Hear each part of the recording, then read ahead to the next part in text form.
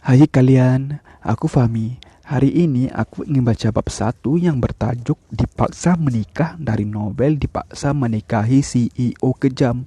Kalian bisa baca novel ini secara penuh di Story On. Untuk lebih cerita menarik, jangan lupa di subscribe. Fallen Permana, seorang gadis cantik yang hidup bagaikan di dalam sangkar. Ia tak pernah menginjakkan kaki bahkan untuk keluar rumah. Bahkan ia bersekolah di rumah tanpa teman, tanpa kasih sayang. Ia tumbuh menjadi gadis yang pendiam dan penakut. Bukan tanpa alasan, Valen hidup dalam kesepian dan kesedihan akibat sang ayah yang bernama Gunanda yang sangat membencinya. Sebenarnya, sejak lahir ayah tidak menyukai keberadaannya karena ia adalah anak perempuan. Keberadaannya pun turut mengganggu waktu Gunanda bersama sang istri. Hingga saat Valen berusia 8 tahun, bencana itu pun terjadi. Ia dan ibunya terlibat kecelakaan sehingga membuat sang ibu meninggal. Dan sejak itulah Gunanda semakin membenci Valen yang ia anggap sebagai anak membawa petaka. Pada saat Valen dewasa, ia dipaksa menikah dengan CEO kejam bernama Arjun Wijaya agar hidupnya semakin menderita. Kau adalah pembunuh, menderitalah seumur hidupmu. Gunanda menatap wajah Valen dengan penuh dendam dan membara, membuat Valen hanya bisa tersenyum menahan tangis. Ayah, bolehkah aku memelukmu meski untuk yang terakhir kali? Pinta Valen dengan raut wajah memelas. Bermimpilah anak pembawa sial. Aku tidak akan mengotori tubuhku dengan kesialanmu. Gunanda pergi meninggalkan Valen yang kini berurai air mata. Dengan air mata yang sudah tumpah, ia pun tersenyum sembari berkata, aku menyayangimu, ayah. Namun tak hanya sampai di situ, kehidupan baru Valen pun dimulai bersama Arjun, sang CEO kejam. Hingga hari itu pun terjadi, satu persatu misteri pun terkuak dalam kehidupan mereka. Siapa Valen dan Arjun sebenarnya adalah sebuah rahasia besar yang disembunyikan beberapa orang dengan alasan berbeda. Di sebuah rumah mewah di tengah kota, plak, tamparan keras mendarat tepat di pipi Valen. Seorang gadis belia berusia 21 tahun, pipi mulutnya kini terpadam, terdapat ruam kemerahan akibat tamparan dari seorang yang biasa ia panggil dengan sebutan ayah. Apa kau bilang? Kau tidak mau menikah dengan Arjun? Tanya Gunanda dengan tatapan tajam. Dia sangat kejam, ayah. Aku takut. Valen menangis sembari memegang pipinya yang terasa sangat sakit akibat tamparan dari Gunanda. Asal kau tahu, aku tidak peduli dengan hidupmu. Aku menunggu saat ini agar kau bisa menikah dengan pria kejam itu dan merasakan penderitaan seumur hidupmu. Anak pembawa sial. Gunanda menunjuk wajah Valen dengan mata merah menyala. Tampak jelas tatapan kebencian di matanya. Valen langsung bersimpuh di kaki ayahnya. Ayah, aku mohon jangan paksa aku menikah dengannya. Selama ini aku selalu menuruti keinginan ayah. Kasihani aku, ayah. Kenapa saja kau membicara pada aku? Malah ini yang aku dengar. Menyingkir dari kakiku, dasar sialan. Gunanda mendorong tubuh Valen hingga kakinya terlepas dari tangan Valen. Valen hanya bisa menangis menimpa perlakuan seperti itu dari ayahnya. Melawan tentu ia tidak akan berani karena sejak ia sadar dari koma, ayah tidak pernah menyayanginya atau bahkan menganggapnya sebagai anak. Bahkan publik pun tidak tahu bagaimana rupa anak dari seorang Gunanda Permana, anak yang sejak lahir tidak pernah diperkenalkan ke publik. Dan lebih parahnya sejak kecil Valen selalu menggunakan kacamata, topi dan masker ketika keluar bersama sang ibu saat masih hidup. Apa kau tahu kenapa aku memberimu nama Valen? Tanya Gunanda tanpa menatap wajah Valen. Valen hanya diam dan mendengarkan. Valen artinya jatuh, dan aku ingin kau selalu jatuh, hidup berantakan, agar kau merasakan bagaimana makna tersiksa hidup dalam penderitaan. Bagiku, kau itu hanyalah anak pembawa sial. Jika saja malam itu kau tidak bersama istriku, maka kecelakaan itu tidak akan terjadi. Kau yang menyebabkan istriku meninggal dan kau malah hidup setelah itu. Tatapan tajam Gunanda kini sangat menusuk membuat Valen semakin takut. Ayah, maafkan aku tidak ingat apa yang terjadi saat itu.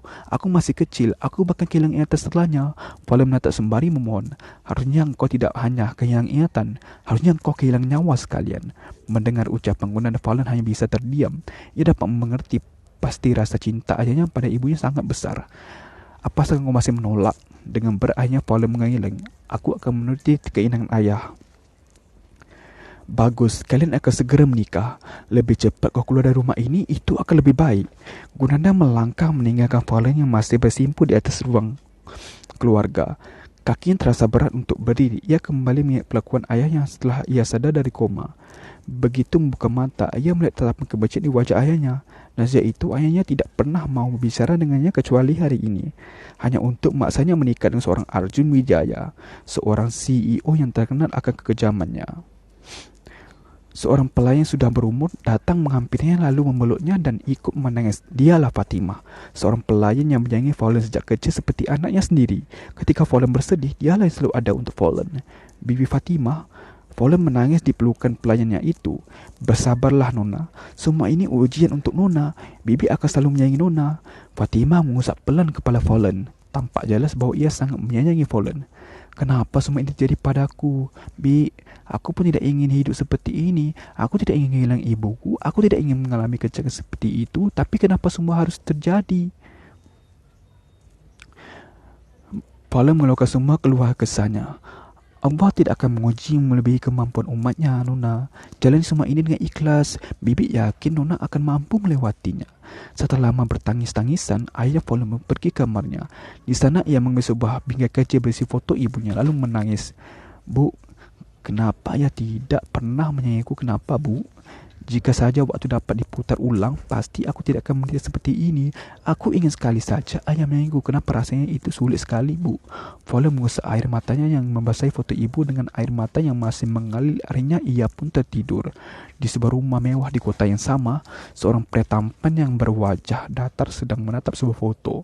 Ia terus mendatangi foto tersebut sambil sekali tersenyum. Licik. Dialah Arjun Wijaya, pria berusia 25 tahun yang merupakan calon suami Faulan. Kenapa Gunanda memberikan putri yang sedari dulu tidak pernah ia perkenalkan ke publik? Apa yang dia rencanakan?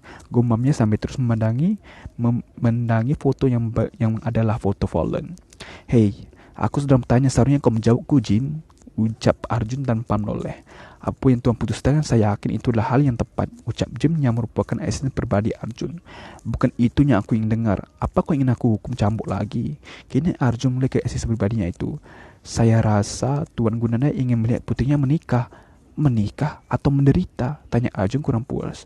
Saya rasa keduanya, Tuan. Ya, kau benar. Tidak ada gadis yang berani dekat denganku dan dia malah menyediakan anaknya yang masih belia itu.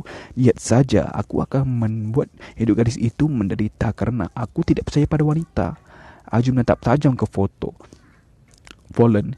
Ia dapat melihat betapa polosnya gadis yang akan ia dinikahi. Ia bahkan masih ingat saat Gunanda mendatangi beberapa hari yang lalu hanya untuk memintanya untuk menikahi putrinya dan meminta imbalan suntikan dana ke perusahaannya yang sedang tidak stabil. Arjun langsung menerima permintaan Gunanda tanpa syarat apapun. Itu bukan suatu keberuntungan untuk Gunanda karena keinginannya untuk melihat Faulan lebih menderita lagi akhirnya terkabul. Arjun melangkah menuju lift untuk menuju ke kamarnya. Namun saat itu menyentuh tombol luar lift, ia merasakan bahawa tombol itu masih berdebu. Panggil pelayan kebersihan, teriaknya sehingga membuat seisi rumah menjadi takut. Beberapa pelayan kebersihan yang adalah wanita semua pun datang dengan wajah pucat. Tanpa berkata, Arjun langsung menampar mereka satu persatu dengan tangan sendirinya. Berani sekali kalian membuat debu menempel di lift. Sekarang pergi ke ruang hukuman dan jalani hukuman kalian. Jika aku beriksan lagi, aku akan membuat kalian kehilangan satu anggota tubuh kalian.